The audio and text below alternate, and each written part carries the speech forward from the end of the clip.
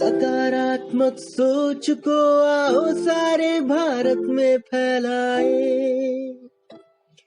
सकारात्मक ऊर्जा का आओ सब में संचार कराए।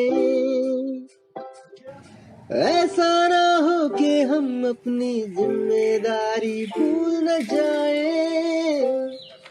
क्यों इंतजार करें हम किसी का, आओ एक मशाल जलाए।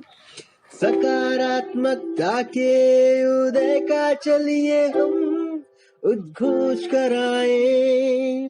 RJS जय हिंद के नारों से अपना देश जगाए, RJS वंदे मातरम से सारी सरकार जगाए। क्या नाम है आपका? वेद प्रकाश से यूनिवर्सिटी ग्रेटर नोएडा। हाँ जी सर, बटरफ्लाइज देखी हमने, एक केव सा एरिया देखा सर जो बहुत ही कम टेम्परेचर था जहाँ पे, और सर बहुत अच्छा था, बहुत अच्छा व्यू था, एक जगह से बहुत बड़ा पार्क है। What is your name? My name is Henry. I'm from the United States and I'm enjoying walking in the park. Okay, what you have seen in this Aravalli Biodiversity Park? We saw some peacocks and I identified the brown-headed bobbitt by its voice. यहाँ पे एक पत्थर पे ये board लगा हुआ है, अरावली जैव विविधता उद्यान का लोकार्पण श्री नजीब जंग माननीय उपराज्यपाल दिल्ली द्वारा किया गया था, और ये 22 अप्रैल 2015 को अरावली बायोडाइवर्सिटी पार्क का जो ऑफिस है उसके बाहर का ये नज़ारा आप देखिए, कितनी ग्रीनरी है और कितना इसको नेचुरल वे में मेडिसिनल प्लांट्स का कंजर्वेटरी भी यहाँ पर है। आप देख सकते हैं कि बिल्कुल अपने ओरिजिनल फॉर्म में, यानी प्रकृति की गोद में जो हम लोग कहते हैं, तो इस वक्त RJS PBH परिवार जो है प्रकृति की गोद में, और यहाँ पर देखिए मोर के भी दर्शन कराते हैं आपको। आप दूर देखेंगे एक मोर विचरण कर रहा है, राष्ट्रीय पक्षी मोर। पक्षियों की प्रजातियां 215 हैं और उसके साथ साथ करीब 1000 प्रजातियां हमने वानस्पतिक समाज यहाँ पे बनाया है। इसमें पेड़ भी हैं, घास भी है, झाड़ियाँ भी हैं। आप देख सकते हैं इसके आसपास कि किस तरह के जंगल है जिसमें हर लेयर पे वेजिटेशन है।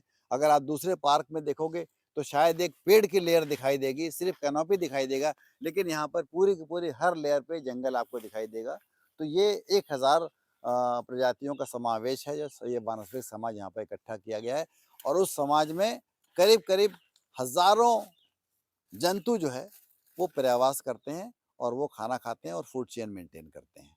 नहीं मिल पाती हैं। राइट हैंड साइड में बना हुआ ये हमारी नर्सरी है जिसमें कि हम पौधे लेकर के आते हैं, क्योंकि पौधे तो दिल्ली में ये मिलेंगे नहीं जो ये पौधे हैं यहाँ पर। तो ये नर्सरी हमारी है जो वाइल्ड नेटिव प्लांट्स हैं अरावलीज के, और इस तरीके की नर्सरी हमारी स्टॉक रखते हैं हम, क्योंकि हर साल का हमारा कुछ टारगेट होता है पौधे लगाने का, 2000, 4000, 10,000, 20,000, 50,000, तो वो पौधे हम इकट्ठा कर लेते हैं और उन पौधों को फिर हम यहाँ पर रखते हैं। और ये इसमें स्पेशलाइज यूनिट्स भी हैं, कुछ पॉली हाउस है जिसमें कुछ पौधे हमें नहीं मिल पाते हैं, तो हम सीड्स के थ्रू इनको पॉली हाउसेस के अंदर जनरेट करते हैं। जो हमारा जो नर्सरी के अंदर जो ये देखते हैं डॉक्टर दुष्यंत, मैं इनको देना चाहूँगा, ये कुछ आपसे बताएंगे। दुष्यंत जी, आपका RJS PBH positive broadcasting house में स्वागत है। आपसे जानना चाहेंगे कि नर्सरी में किस किस तरह के प्लांट हैं, तो रूबरू होते हैं सर। यहाँ पे नर्सरी में हमारे पास सारे जंगली पौधों का स्टॉक आपको अवेलेबल मिलेगा। ये प्लांट्स हम डिफरेंट स्टेट्स के फॉरेस्ट नर्सरी से कलेक्ट करते हैं और अपने यहाँ पे स्टॉक कर देते हैं। उसके अलावा कुछ रेयर स्पीसीज के प्लांट्स जो वहाँ पे अवेलेबल नहीं होते, या जिस प्लांट्स के सीड्स हमारे फॉरेस्ट के अंदर ऑलरेडी मैच्योर हो चुके हैं, अवेलेबल है, उनको सीड जर्मिनेशन के थ्रू हम अपने यहाँ नर्सरी में जर्मिनेट कर लेते हैं। कि 2 पॉली हाउसेस हैं। पॉली हाउसेस बेसिकली ये कंसेप्ट सीड जर्मिनेशन के लिए ही यूज होता है। यहाँ पे सीड को प्रिलिमिनरी स्टेज पे जर्मिनेट कराया जाता है विद डिफरेंट ट्रीटमेंट्स के। ये परिजात का वृक्ष जो है अभी आप देख रहे हैं अरावली बायोडाइवर्सिटी पार्क में परिजात का, और यहाँ पर सीता अशोक बहुत ही कम जगहों पे मिलता है। सीता अशोक का ये पेड़ है और यहाँ पर सिंदूरी वृक्ष जो है, ये पौधे जो हैं सिंदूरी वृक्ष का अरावली बायोडाइवर्सिटी पार्क में हैं। बहुत तरह के तमाम पौधे हैं और जो आप देखे भी नहीं होंगे। अरावली बायोडाइवर्सिटी पार्क आने पर एक एजुकेशन पॉइंट से भी बच्चे विद्यार्थी जो हैं वो जान सकते हैं प्रकृति की गोद में, और घूमने फिरने के लिए फेफड़े स्वस्थ हो जाते हैं। यहाँ पर गहरी गहरी सांस लीजिए। अनमोल धरोहर यहाँ पर अरावली बायोडाइवर्सिटी पार्क, जो दिल्ली का सबसे बड़ा जैव विविधता उद्यान है।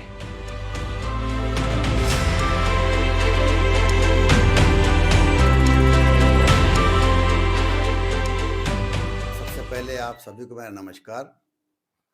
मैं एम शाह हुसैन, प्रभारी वैज्ञानिक अरावली जैव विविधता उद्यान, जो इस पार्क में 19 साल मैंने बिताए हैं। और इसका इतिहास तो मैं शुरू करूंगा अरावली पर्वत श्रृंखला से, जो विश्व की सबसे पुरानी पर्वत श्रृंखला है। और उसमें जो भारतवर्ष के अंदर ये सबसे पुरानी है। उसमें और जो पर्वत श्रृंखलाएँ हैं, तो हिमालय है, या सतपुड़ा है, या नीलगिरीज है, या विंध्यन है, ये सारे पर्वत श्रृंखलाओं के अलावा लेकिन ये जो पर्वत श्रृंखला है, ये बड़े ही सबसे पुराने पर्वत श्रृंखला है। और इसका महत्व बहुत ज़्यादा है। इसका महत्व इतना है कि ये पूरे एक देश को खाना प्रोवाइड करने में हेल्प करती है, क्योंकि जो हमारा डेजर्ट है उसको रोकती है। सबसे पहली बात, दिल्ली के अंदर ये वर्षा करती है, और उसके साथ साथ दिल्ली का एक बड़ा ही अद्भुत या यूनिक लैंडफॉर्म है, जिसका ह्रास हुआ लंबे समय के इतिहास के हिसाब से। और इसमें इसकी माइनिंग करी गई। उस माइनिंग के हिसाब की वजह से जो यहाँ की लोकल प्रजातियाँ थीं वो सारी विलुप्त हुईं, और उसमें माइनिंग के लिए कंस्ट्रक्शन मटेरियल निकाला गया, बदरपुर सैंड, सैंडस्टोन, माइका और क्ले स्टोन, जिसकी वजह से जो ह्रास हुआ, तो चूँकि ये ह्यूमन हैबिटेशन में है ये जगह, और आपको लगता है जो परती भूमि अगर कहीं और पड़ी हुई है तो उसका फ़र्क उतना नहीं पड़ता। लेकिन अगर परती भूमि अगर कोई ग्रीन स्पेस या कोई ओपन स्पेस जंगल का पार्ट जो है वो शहरों के अंदर अवेलेबल नहीं है, तो शायद वहाँ के रहने वालों को बहुत फ़र्क पड़ता है। तो इसके अंदर कुछ कंस्ट्रक्शन या कंक्रीट जंगल बनने का प्रस्ताव था, लेकिन उसके बाद दिल्ली विकास प्राधिकरण ने एक निर्णय लिया कि हम इसको एक ग्रीन स्पेस में कन्वर्ट करेंगे। और उस ग्रीन स्पेस में कन्वर्ट करने के लिए उसने दिल्ली विश्वविद्यालय का सहारा लिया, और ये एक परियोजना बनी कि अगर हम इसको ग्रीन स्पेस कन्वर्ट करेंगे या तब्दील करेंगे, बनाएंगे, तो हम यहाँ की मूल प्रजातियों को ही लेकर के आएँ। क्योंकि मूल प्रजातियों के आने से आपका जो एक वानस्पतिक समाज है, अगर वो वहाँ आ जाता है और वो मूल प्रजातियाँ वहाँ आ जाती हैं, तो साथ में जो आपका जंतु समाज है या जो एनिमल कह लीजिए कम्युनिटीज़ हैं, तो ये दोनों मिला कर के जो जंगल के संरचना करते हैं, वो जो है वो आप बनाते हो। तो इस 19 सालों में हमने उन जंगलों को वापस लेकर के आए हैं जो यहाँ कभी था। कुछ प्रजातियाँ मैं गिनाना चाहूँगा पेड़ों की जो यहाँ कभी थी, जैसे पलाश और कुल्लू और सलाई, या एनोजिसस जिसे हम कहते हैं धौ, या और प्रजातियाँ। तो ये सारी प्रजातियाँ वनस्पति की जो उनका समाज है, उस समाज में हम उसको लेकर के वापस आए, और उसकी वजह से हाँ, सैकड़ों पक्षी, सैकड़ों तितलियाँ और हज़ारों जो छोटे कीट पतंगे हैं वो वापस आए, जो एक फूड चेन की संरचना करते हैं। तो ये फॉर्म हुआ। उसके साथ साथ जो दिल्ली का पॉल्यूशन है वो यहाँ पर एक तरह से बायोमास के फॉर्म में ट्रैप हुआ या संरक्षित हुआ।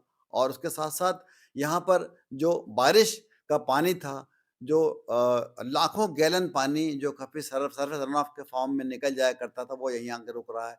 तो पानी की एक संरक्षण भी यहाँ पर हुआ। और उसके साथ जो बच्चों को जो नेचर एजुकेशन है, जो आसपास के लोगों को जो पर्यावरण की शिक्षा है, वो यहाँ पर प्रदान करना शुरू करी गई। तो मेरा मानना ये है कि ये जो इसका इतिहास था अरावली का, जो कभी यहाँ अरावली पर्वत श्रृंखला के वानस्पतिक समाज या प्राणी समाज या जीव जंतु समाज यहाँ हुआ करता था, वो माइनिंग एरिया में हम वापस लेकर के आए। और उसके लिए पूरी टीम ने एक अथक प्रयास किया है। डीडीए ने एक प्रयास किया है, दिल्ली विश्वविद्यालय ने अपना एक प्रयास दिया है पूरा लेकर के, और उसके साथ हम वैज्ञानिक गणों ने मिलकर अपनी सोच और समझ से इस चीज़ को हम वापस लेकर के आए हैं, जिससे कि आज कहिए कि जो यहाँ की जैव विविधता, जो कभी 40 पक्षी थे, 215 पक्षी हो चुके हैं। जो कभी 40 तितलियाँ थीं, वो आज 115 तितलियाँ की प्रजातियाँ हो चुकी हैं, और बहुत सारे और जो आपकी स्तनधारी मैमल जिसे हम कहते हैं वो थे, जैसे जैकॉल है या नीलगाय है या सिवेट है। इनको इनको एक जगह मिली और उन जगहों से वो उनका प्रजनन शुरू हुआ, वो बढ़ा हुआ, और उन्होंने उसका इस जगह को प्रबंधन करने में हमारी सहायता भी करी। तो अगर आप देखें कि जंगल के अंदर शायद ना आप पानी देते हैं, ना आप खाद देते हैं, तो जो ये प्रक्रिया प्रबंधन की है जंगल की, वो एक तरह से सस्टेनेबल या नेचुरल या प्राकृतिक हो जाती है। तो आज के दिन में जो पूरे विश्व में जो हम प्राकृतिक आधारित समाधान की बात कर रहे हैं या नेचर बेस्ड सॉल्यूशन की बात कर रहे हैं कि कैसे हम प्रकृति को एनबीएस के थ्रू जाएं या नेचर बेस्ड सॉल्यूशन के थ्रू जाएं, इसकी शुरुआत हमने शायद आज से 20 साल पहले कर दी थी, जो आज विश्व कर रहा है। तो ये उसका अरावली जैव विविधता उद्यान एक जीता जागता उदाहरण है, और उसमें सबके रोल हैं। अगर आप ग्रीन स्पेस की या हरे जगह की बात करते हैं, तो हरी जगह में सिर्फ ये नहीं है कि आपके पेड़ हों और उसमें कैनोपी हो, उसके साथ-साथ उसके सारी जो एक समाज है, उस समाज की संरचना हुई। तो अरावली जैव विविधता उद्यान का ये प्रयास रहा कि हर समाज को वो लेकर के यहाँ पर आया और वो समाज की स्थापना यहाँ पर करी, और जो एक दिल्ली का एक 200-400 बरस का इतिहास था एक जंगल समाज का, वो यहाँ पर आज आया है। और आज जो कभी ये जगह एक बड़ी अजीब-सी थी, गलत जगहों पर थी, गलत मैं ये नहीं कहूँगा, अलग-अलग तरीके के तत्व लोग यहाँ पर आया करते थे और एक असामाजिक क्रियाकलाप यहाँ पे हुआ करता था, वो आज एक गुलशन या ये एक बागीचा बन चुका है, और एक अच्छे प्रवृत्ति के लोग यहाँ पर आना शुरू हुए, उनकी चीज़ें वो घूम रहे हैं और साफ हवा ले रहे हैं, साफ सांस ले रहे हैं, और अपने एक जीवन को अच्छा व्यतीत कर रहे हैं, और एक इसकी संरचना जो हुई है उसकी वाहवाही कर रहे हैं। वो जो समाज जो यहाँ पर आया है निकल करके, जो एक मिसिंग समाज था, जो एक वांछित समाज था, वो यहाँ पर स्थापित हो पाया। संरक्षण जो है उसके कई स्तंभ हैं, पिलर्स हैं, और उनमें एक स्तंभ ये है कि आप संरक्षण डायरेक्ट करें, जो हमने प्लांटेशंस किया या वानस्पतिक समाज को हमने स्थापित किया यहाँ पे। सबसे पहला पिलर तो ये हो गया कि आप कहीं गए, आपने किसी क्षेत्र को देखा और उसकी स्थिति को नापा और आंका आपने, और उसके आंकने के बाद आपने कहा कि भाई ये हमें करना चाहिए। उसके बाद कुछ डायरेक्शन आपको दी गई है कि उस डायरेक्शन में आपको करना है। उस डायरेक्शन में ये हमें डायरेक्शन थे हमारे कि भाई हम अपने पुराने समाज को, मैं हमेशा पुराना समाज मतलब जो हमारे आदि भाई समाज की बात नहीं करूँगा या ह्यूमन समाज की बात नहीं करूँगा इंसानों की, मैं हमेशा जीव जंतु समाज की बात करूँगा इस जगह पे कि हम अपने पुराने समाज को स्थापित करें। तो ये एक पूरा का पूरा एक जब हम यहाँ पर आए, तो एक अरावली को हमने एक मॉडल के रूप में एस्टेब्लिश करना चाहा कि भाई पूरी अरावलीज़ जो हैं वो दिल्ली से ले गुजरात तक क्या है आखिर? तो एक सर्वे किया गया, और उस सर्वे में हमने कहा कि कैसे हम इसको एक छोटा-सा मॉडल पूरे अरावलीज़ का, कि गुजरात में क्या पाया जाता है, या राजस्थान में क्या पाया जाता है, या हरियाणा की अरावलीज़ में क्या है, या दिल्ली के अरावलीज़ में क्या है। इसको हमने कोशिश करी और ये हमने प्रयास किया कि हम कैसे इसको वापस लाएँ, और चूँकि माइनिंग एरिया था, तो दिल्ली का जो क्लाइमेट है, वो माइनिंग एरिया से बिल्कुल अलग हो गया। तो कहीं अगर माइनिंग 50 फीट गहरी है, 200 फीट चौड़ी है, 800 फीट लंबी है, तो अगर आप उसके अंदर जाओगे तो जो माइक्रो क्लाइमेट है बिल्कुल अलग हो जाता है। तो कहीं दिल्ली का जो सेमी एरिड या शुष्क जो वातावरण है, वो मॉइस्ट हो जाता है। तो आप चाहोगे आप उसको माउंट आबू ले आओ यहाँ पर, या आप कुछ वेजिटेशन आप उदयपुर के ले आइए, कुछ और। तो ये हमने एक भूभाग के लेवल पे, लैंडस्केप के लेवल पे हमने ये प्रयास किया कि हम इन भूभागों को उनके प्रारूप में ला सकते हैं। तो उन प्रजातियों को हमने ढूँढना शुरू किया, और जंगलों से जा करके उन प्रजातियों को हमने इकट्ठा किया। वो प्रजातियां हम यहाँ पर लेकर के आए और अलग-अलग जगहों पे जो उनकी रिक्वायरमेंट थी हमने ढूँढा कि कौन-सा ये पक्षी ये वानस्पतिक समाज कहाँ आ सकता है, वो हमने लगाया और आज ये पूरा पार्क एक अरावली का एक मॉडल है, जो शायद गुजरात से लेकर के दिल्ली की प्रजातियां संजोए हुए खड़ा हुआ है। दूसरी बात, जो एक प्राकृतिक आधारित सॉल्यूशन की बात करी गई, तो उसमें ये सबके लिए है।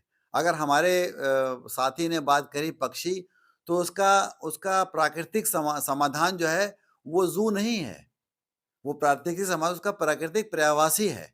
तो ये प्राकृतिक जो जो नेचर बेस्ड सॉल्यूशन की बात करी गई, वो हमने उसकी शुरुआत करी कि प्राकृतिक जो वानस्पतिक समाज को हमने एस्टेब्लिश किया। वानस्पतिक समाज वो होता है जो एक घर होता है और उसका एक होम जिसे कह लीजिए होता है, उसको हर तरह की चीज़ें आप सुविधाएँ प्रदान करें तब जाके वो रहेगा। जैसे आप ज़ू के अंदर जानवरों को कैद करते हो, तो कहीं सोने की, कहीं कुछ, कहीं टहलने की जगह बनाते हो, गार्डन कहते हैं उसको आप। तो ज़ू एक अलग है, गार्डन अलग है। जैसे हमारा दिल्ली का जो है वो ज़ूलॉजिकल गार्डन है, वो ज़ू नहीं है। ज़ू में वो हमेशा पिंजरे में होगा, लेकिन गार्डन का मतलब उसको कुछ जगहें दी गई टहलने घूमने की भी। तो ये हमने उसका पर्यावास बनाया कि कहाँ पर उसको टहलना भी चाहिए, कहाँ उसको घूमना चाहिए। तो जो आप भूभाग की डाइवर्सिटी है, जिसको हम अंग्रेजी में लैंडस्केप डाइवर्सिटी कहते हैं, उसको भी हमने यहाँ मेंटेन किया।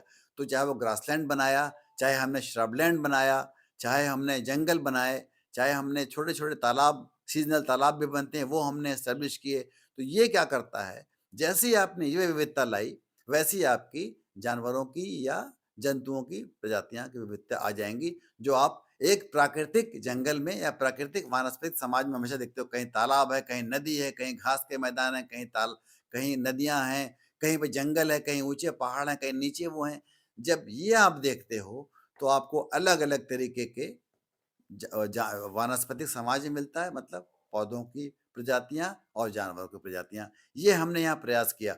तो वो जो आपका नेचर बेस्ड सॉल्यूशन का जो बेस्ट एग्जांपल है, वो अरावली जैव विविधता उद्यान है। और दिल्ली के अंदर जो दिल्ली रिज की अगर हम बात करते हैं, अगर दिल्ली रिज का एक समाधान को ढूंढना चाहे, तो ये दिल्ली दिल्ली में आकर के अरावली जैव विविधता उद्यान को वो आकर के भ्रमण करे उसका, और उसको देख ले और इस तरीके से उसकी संरचना करे, ताकि उसको मैक्सिमम जो है वो मिल सके। क्योंकि कुछ पक्षी जो यहाँ से चले गए, उसका मतलब वो क्यों चले गए? आपने प्रयास खत्म किया उनका पर्यावास खत्म किया।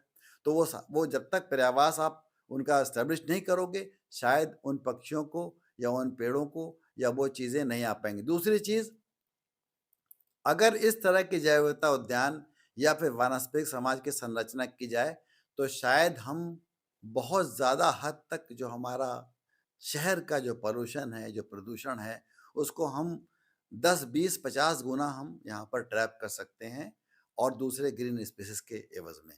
क्योंकि यहाँ पर जो समाज है, वो एक कह लीजिए संगठित समाज है, और एक एक कहिए सॉलिड समाज है। जंगल के अंदर हर लेयर पे कहीं न कहीं लकड़ी है, कहीं न कहीं जानवर हैं, वो पॉल्यूशन का फॉर्म है साइंटिफिक टर्म में। तो अगर आप जंगल की संरचना इस तरह से करते हैं, तो पॉल्यूशन आप ज़्यादा ट्रैप करते हैं यहाँ पर, हवा ज़्यादा साफ निकालते हैं, ऑक्सीजन आप ज़्यादा प्रोड्यूस करते हैं, डस्ट आप कम प्रोड्यूस करते हैं यहाँ से। और उसके साथ-साथ सबसे बड़ी बात, जो बीमारियों के कीटाणु हैं, पैथोजेंस, उनको यहाँ पर आप किल करते हो।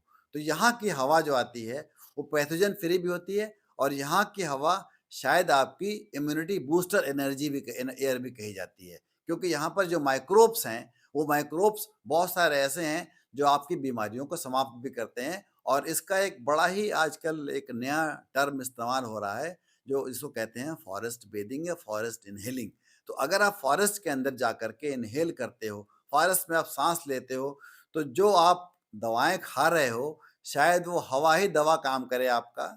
जो आदिवासी रहते हैं, शायद वो इतने स्ट्रांग होते हैं कि वो हवा से ही अपनी बीमारियों को दूर करते हैं। तो ये है प्राकृतिक आधारित एक समाधान, जो हम बीमारी को कह लीजिए, या पानी की समस्या को कह लें, या प्रदूषण की समस्या को कह लें, या जैव विविधता की समस्या को कह लें, उन सारे चीज़ों को अगर हम देखें, तो अरावली जैव विविधता उद्यान उसका एक नमूना है। इसके साथ मैं चीज़ें समाप्त करूँगा, और मैं सबको आमंत्रित करता हूँ कि वो जैव विविधता उद्यान अरावली आएँ और आकर के इसको देखें।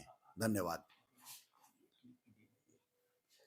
तो अभी डॉक्टर एम शाह हुसैन जी, जो कि अरावली बायोडाइवर्सिटी पार्क के प्रभारी हैं और सीनियर साइंटिस्ट हैं, उनसे वही बातें सुनी आपने जो आरजेएस पीबीएच ने संकल्प लिया है कि हम प्राणी मात्र की रक्षा का संकल्प लेते हैं। और पॉजिटिव मीडिया डायलॉग में आपने अरावली बायोडाइवर्सिटी पार्क के बारे में विविध जानकारी।